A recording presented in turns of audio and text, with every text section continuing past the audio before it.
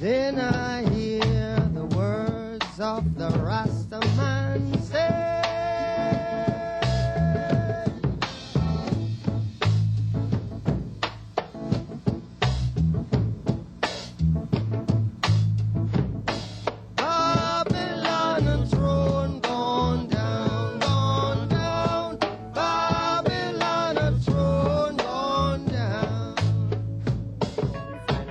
among a people who I Selassie I call the wonderful people, the Africans who have been birthed here in the Western Hemisphere. Rastas have been outcasts in Jamaica since colonial times, viewed as a threat by mainstream society.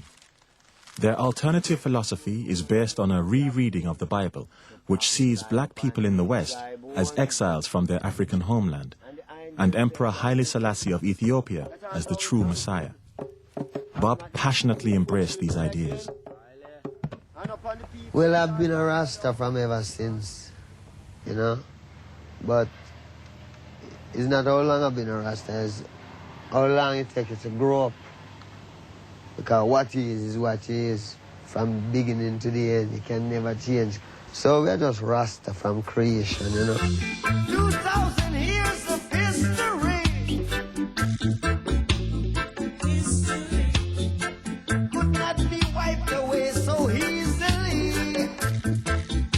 I would say to the people, man, be still and know that His Imperial Majesty, Emperor Haile Selassie I of Ethiopia, is the rightful ruler. Now the Bible says so, Babylon newspaper says so, and I, the children, say so. What they want? They want a white God.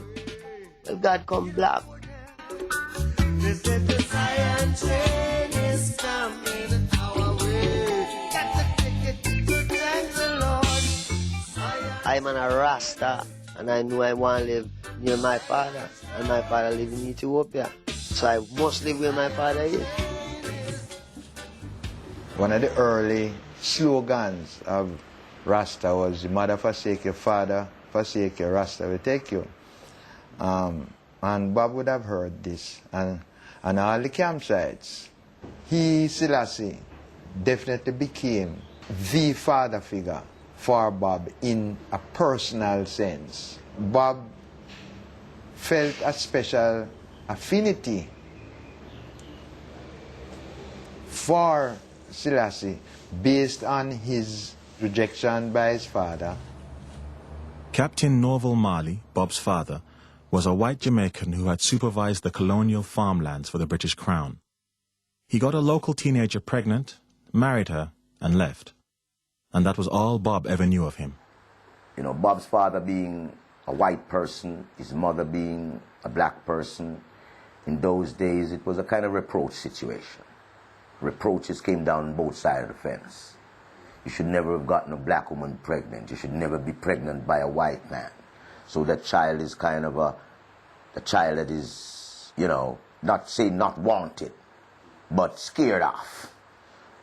Sitting in the heat of the day. Born fatherless. I never knew my father. My mother worked 30 shillings a week to keep me go to school, right? We don't have education, we have inspiration. If I was educated, I would be a damn fool.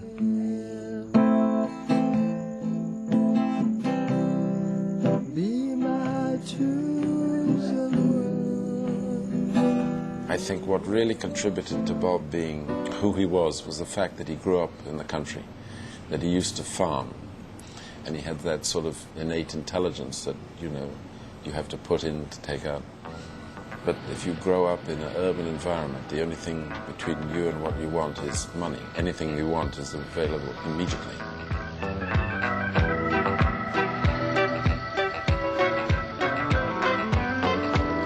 To succeed in the cutthroat music business of the late 60s, Bob Marley knew he would have to return to the Kingston studios and reflect the hard realities of street life in his songs.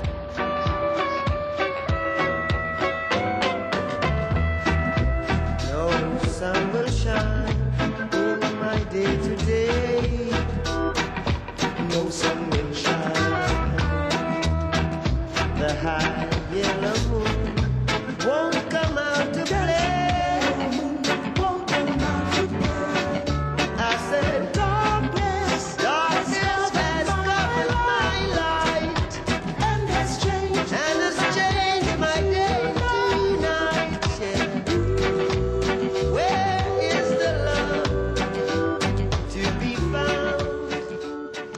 Well, reggae music is a music created by Rasta people, and it carry earth force, a people rhythm, like people, you know, it's a rhythm where people working, people moving, you know.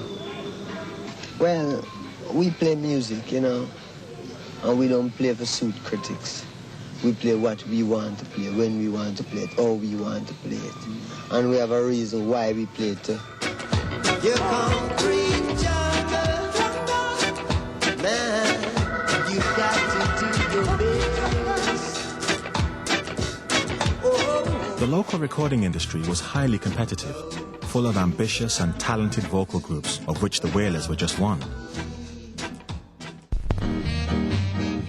But they had enjoyed the advantage of being backed by some of the most revered instrumentalists in the history of Jamaican music, like the Scatterlights, whose particular brand of ska music had been influenced by American jazz.